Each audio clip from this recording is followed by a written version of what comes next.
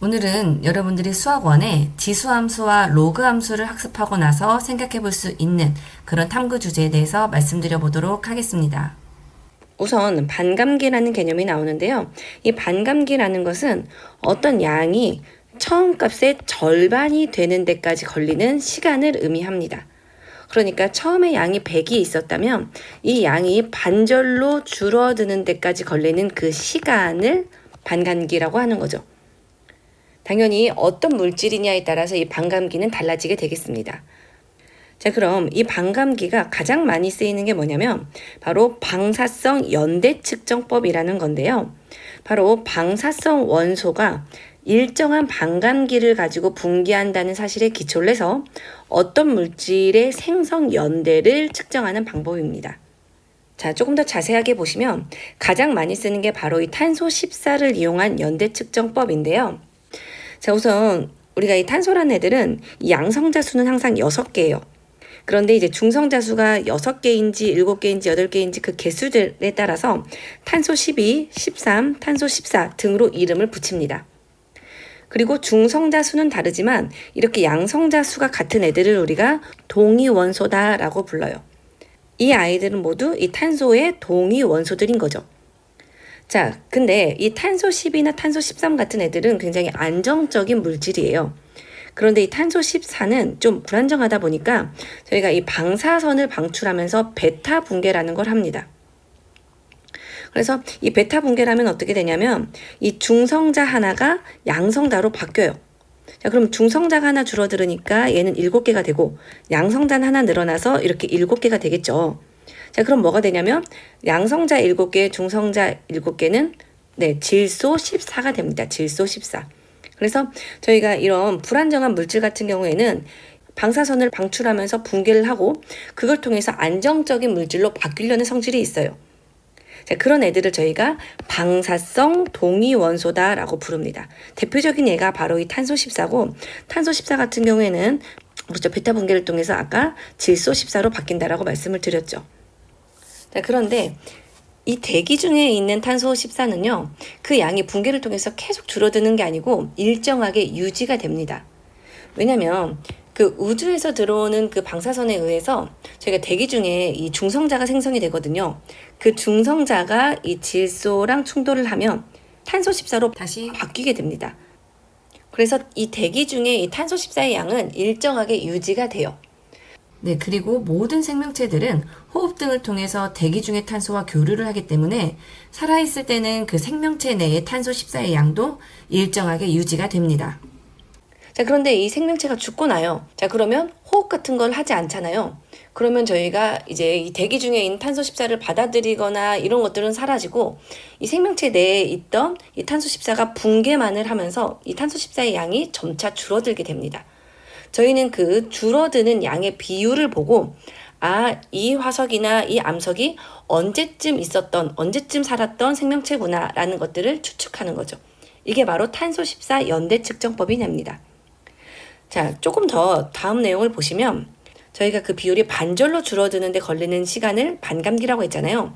자, 반감기가 한 번 지나면 그 비율이 50%로 줄겠죠. 자, 그리고 한 번 더 지나요. 자, 반감기가 한 번 더 지나면 반절로 또 줄어들으니까 25%가 됩니다. 그리고 반감기가 한 번 더 지나면 12.5%가 되겠죠. 이런 식으로 이 탄소 14의 비율을 보면 반감기가 몇 번 지나갔는지를 알 수가 있고, 자, 예를 들어서 만약에 탄소 14의 비율이 지금 12.5%예요. 그러면 반감기가 3번 지나간 시간이 흘렀구나. 그런데 이 탄소 14의 반감기는 5730년이거든요. 그러면 이 반감기가 3번 지나갔으니까 곱하기 3을 해서 얘는 17190년 전에 살았던 생명체인가 보다 라고 저희가 추측을 할 수 있는 거죠. 이해가 되셨나요? 자, 그리고 이 반감기를 저희가 그래프로 그려보면 저희가 그 반감기를 A라고 하면 A만큼 흐르면 원래 양의 그렇죠. 반절로 줄어들겠죠. 50%. 자, 그리고 반감기가 한 번 더 지나요. 2A. 자, 이쪽이 지금 시간이에요. 자, 그러면 이 50%인 게 반절로 줄어들어서 25%가 될 거고, 또 반감기가 한 번 지나면, 그렇죠. 또 이 양의 반절로 줄어들겠죠. 그래서 얘를 실제로 연결해서 이렇게 그래프로 그려보시면 저희가 익숙하게 알고 있는 이 지수함수의 그래프를 따라가게 됩니다. 자, 조금 더 수학적인 계산을 한번 해볼게요. 자, 아까 이 탄소의 반감기를 알려드렸는데 저희가 이 남아있는 비율이 항상 예쁘게 뭐 25%, 12.5%, 6.25% 이렇게 따라가는 건 아니잖아요. 자, 그러면 예를 들어서 자, 탄소 14의 양이 처음 양의 9%라고 해볼게요. 자, 그랬을 때 이 암석의 절대 연령을 측정해 볼 수 있을까요? 네, 9%니까 저희가 생각해 보자면 이 표에서 이 사이에 9%가 있겠죠. 자, 그럼 이 사이니까 대략 2만 년 전쯤의 암석이 아닐까라는 생각을 해볼 수 있을 것 같아요. 네, 그러면 이번에는 조금 더 수학적으로 좀 정확한 계산을 한번 해볼게요. 자, 우선 처음에 이 탄소 14의 양을 A라고 둘게요. 자, 그러면 1년이 지나고 2년이 지나고 1년씩 지날 때마다 일정 비율로 이 탄소 14의 양이 줄어들 거예요. 자, 1년 후의 양은 만약에 반절이 된다면 2분의 1 A가 될 거고 3분의 1로 줄어든다면 3분의 1 A가 되겠죠. 자, 근데 그 비율을 아직 모르니까 제가 매년 그 줄어드는 그 비율을 N이라고 둘게요. 즉 매년 N이 곱해지는 거예요. 그만큼씩 줄어들으니까. 자, 그러면 2년 후에는 어떻게 되나요? 그렇죠. 1년 전 양에 또 n이라는 그 비율만큼 곱해줘야 되는 거니까 n제곱 a가 될 거고 3년 후에는 n의 3승 a가 되겠죠. 자, 그런데 아까 이 탄소 14의 반감기가 얼마라고 했냐면 57,300년이라고 했어요. 자, 그러면 그만큼이 지났다면 그렇죠. 매년 n이 곱해졌으니까 n의 57,300승 a가 될 텐데 이게 바로 반감기니까 원래 양의 2분의 1과 등호가 되겠죠. 되셨나요? 자, 그러면 잠깐 a가 없다고 생각하고 저희가 n을 정리하시면 n은 맞아요. 2분의 1에 57,300분의 1이다 라는 걸 얻으실 수 있어요. 저희가 이 탄소가 이 일정 비율만큼 곱해지면서 줄어들어 가는 거죠. 자, 그러면 t년이 지나면 어떻게 되나요? 자, t년이 지나면 그렇죠. 요 n이 t번 곱해지는 거니까 2분의 1에 57,300의 t승, t번 곱해졌으니까. 그리고 곱하기 a. 이렇게 놓으시면 되겠죠. 자, 그럼 이제 식을 세워볼게요. 자, 처음 양이 9%라고 했어요. 자, 몇 년 뒤인지는 모르겠지만 t년이 지났을 때 이 t년 후에 탄소의 양이 9%니까 처음 양의 9%면 좋겠다라고 식 세우시면 되겠죠. 자, 이 방정식을 그냥 푸시면 돼요. 자, a 지우시고 자, 지수에 있는 t를 풀고 싶으면 어떻게 하나요? 그렇죠. 양변에 로그를 붙이시면 되겠죠. 자, 로그를 붙여볼게요. 자, 양변에 로그. 자, 그럼 이 지수 부분은 앞으로 나오니까 57,300분의 t 하고 로그 2분의 1. 자, 그리고 로그의 이 진수 부분 나누기는 빼기로 가니까 로그 9 빼기 로그 100.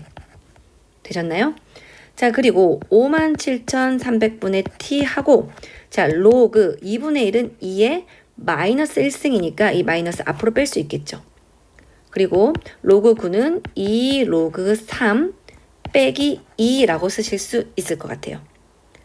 자, 그리고 이 계산은 어떻게 하나요? 그렇죠. 이 로그 2랑 로그 3은 저희가 상용 로그표를 이용하시면 0.3010, 0.4771이다 라는 거를 찾으실 수 있어요. 그래서 얘를 대입하셔서 그렇죠. 좀 복잡하니까 계산기 이용하시면 바로 t를 구하실 수 있겠죠. 그래서 실제로 계산을 해보니까 이 t가 얼마가 나오냐면 19,908이 나오더라고요. 즉, 이 암석은 실제로 19,908년 전에 생겨난 있었던 암석이구나 라는 생각을 하실 수 있는 거예요. 자, 아까 선생님이 이 표를 보고 대략 한 2만 년쯤 되지 않을까 라고 했는데 그렇죠. 아주 유사하지만 조금 더 정확하고 엄밀한 계산이 되는 거죠. 이런 식의 방법을 사용하시면 여러분들이 어떤 비율이 나오더라도 이 로그를 이용해서 조금 더 정확한 계산을 해보실 수 있어요. 자, 그럼 이러한 반감기는 다른 분야에서 어떻게 쓸 수 있을까요? 네, 비슷한 이야기인데요. 우선은 약물을 복용한 후에 이 체내 농도를 한번 분석해 보실 수 있어요. 자, 저희가 약물을 먹고 나면 어떻게 되냐면 자, 약물의 비율이 확 올라가겠죠. 최고점을 찍어요. 그리고 그 이후부터는 점차 줄어드는데 얘도 아까 같은 반감기를 갖거든요. 그래서 약물별로 다르겠지만 반감기만큼 시간이 흐르면 그 최고점의 반절로 줄어들 거고 또 반감기만큼 지나면 이 양의 반절만큼 줄어들겠죠. 그래서 이 부분을 이제 또 그래프로 그려본다면 이렇게 떨어지면서 지수함수의 그래프의 모습을 띄일 거예요. 자, 얘를 이용하면 어떤 생각이 되냐면 이 약물을 어느 정도 간격으로 주기를 두고 복용을 해야 되는지 이런 것들을 아실 수 있어요. 예를 들어서 아이들 해열제 같은 경우에는 같은 성분의 해열제는 최소 4시간 간격은 두고 복용하라고 하거든요. 그런 계산이 바로 이런 분석을 통해서 나온 거겠죠. 이 체내 농도가 몇 시간 간격으로 떨어지는지, 어느 정도 되면 다시 또 복용해도 되는지. 되셨나요? 자, 또 어떤 생각 해보실 수 있냐면, 자, 마약이나 알코올의 측정 가능 시간을 또 따져보실 수 있어요. 자, 여러분들 TV 보시면 마약이나 음주를 했을 걸로 생각이 되는 사람인데, 실제로 그 시간이 좀 지나서 검사에서 나오지 않을 수도 있다라는 얘기 들어보셨을 거예요. 마약, 그 약물에 따라서 반감기를 좀 조사해 보시면 이게 몇 시간 후에는 체내에 어느 정도 떨어질 걸로 예상이 되기 때문에 몇 시간 안에 검사를 해야 양성 반응이 나오겠구나 라는 거 생각하실 수 있겠죠. 그리고 이런 생각을 가지고 이런 데이터를 가지고 검사를 진행해야 그 검사에 대한 유효성 또 신뢰도가 올라갈 거예요. 또 비슷하게는 여러분들 엑스레이 찍으면 그 방사능 물질들이 우리 몸에 들어온다고 하잖아요. 그런 것들이 줄어드는 또 반감기를 이용하면 어느 정도 시간이 지나야 우리 몸에서 어느 정도 빠져나가는지 이런 생각도 해보실 수 있겠죠. 이런 식으로 여러분들이 관심이 있는 다양한 분야에서 이 반감기의 개념과 시간을 조사하시고 아까 선생님이 계산했던 방법들을 통하면 여러분들이 좀 원하는 결과를 도출하실 수 있으실 거예요. 자, 마지막으로 선생님이 예를 하나만 더 들어드릴게요. 자, 선생님이 관심 있는 분야로 카페인의 체내 농도를 한번 생각해 보려고요. 자, 요즘에 선생님은 이제 커피를 먹으면 밤에 잠을 잘 못 자요.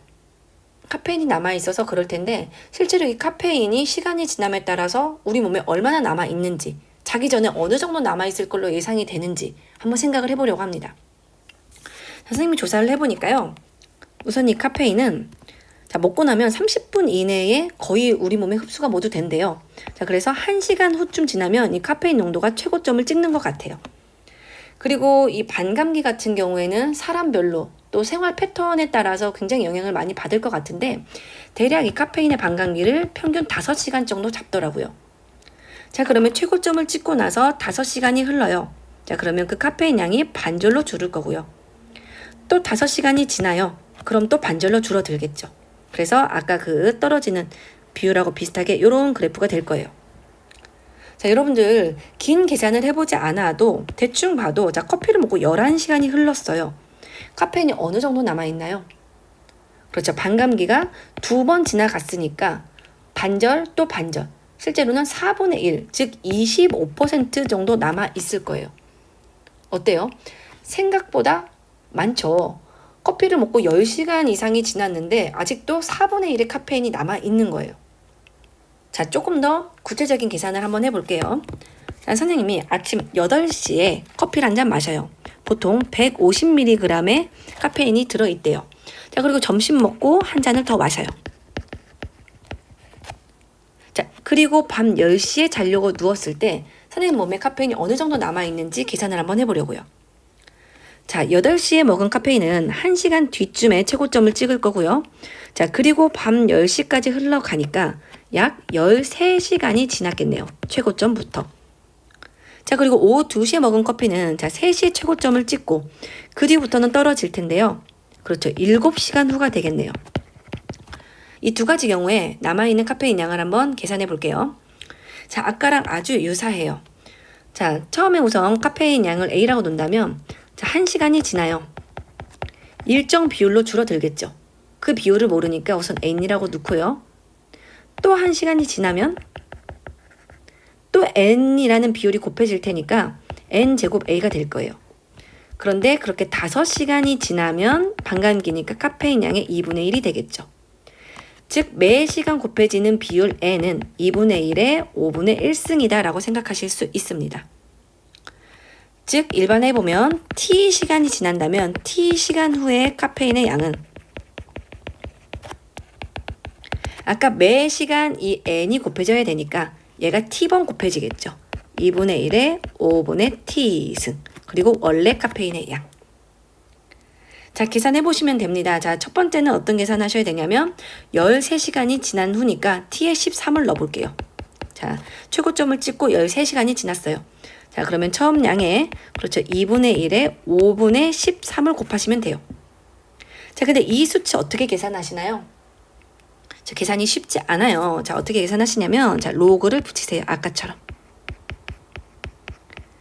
자, 그러면 자, 로그 붙이시면은 2분의 1에 자, 5분의 13이 앞으로 나오니까 2.6이 앞으로 나오고 2에 마이너스 1승이니까 앞으로 빼면 되겠네요.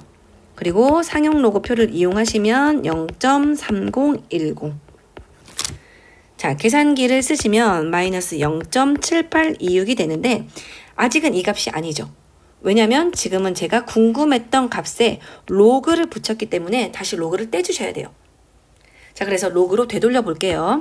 자, 이 값을 우선 정수 부분과 소수 부분으로 나눠서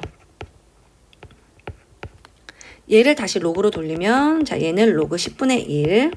자, 그다음에 로그. 네. 얘는 어떻게 찾으시냐면 표를 한번 찾아보세요. 표에서 로그 얼마가 0.2174가 되는지. 제가 그래서 이 상용 로그 표를 찾아보니까 약 로그 1.65더라고요. 자, 그러면 로그 더하기 로그니까 곱하기 로그 치시면 로그 0.165. 그래서 보시면 2분의 1에 5분의 13승은 0.165다라는 걸 얻으실 수 있어요. 로그를 떼시면. 자, 얘를 반영하시면 그렇죠. 원래 양의 0.165만큼이 곱해지는 거니까 그렇죠. 퍼센트로 말한다면 약 16.5%가 남아있는 거예요. 원래 카페인 양에. 자, 아주 유사한 방법으로 이 밑에 7시간 후를 계산하시면 자, 카페인 양이 37.9%가 남아있어요. 자, 두 개를 합하시면 54.4%네요. 즉, 커피 한 잔에 들어있는 그 카페인 양의 반절이 넘는 수치가 밤 10시에 제 몸 안에 있었던 거죠.